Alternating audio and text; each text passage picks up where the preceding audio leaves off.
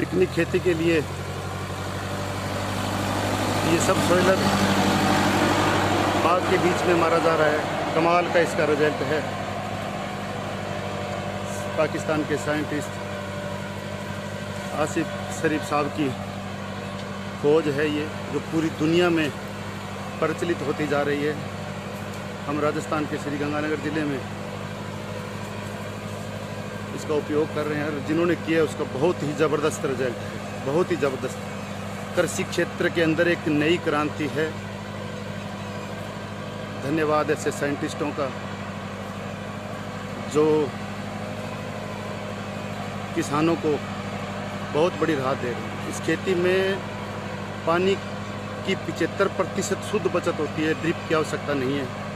ज़बरदस्त कमाल का रिजल्ट है।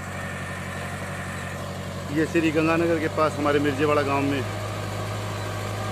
साइंटिस्ट आसिफ शरीफ साहब की खेती का तरीका अपनाया जा रहा है। कमाल की टेक्निक है।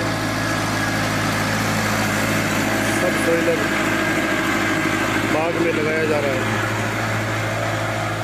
ये करीब 3 फीट ज़मीन में गहरा चलता है।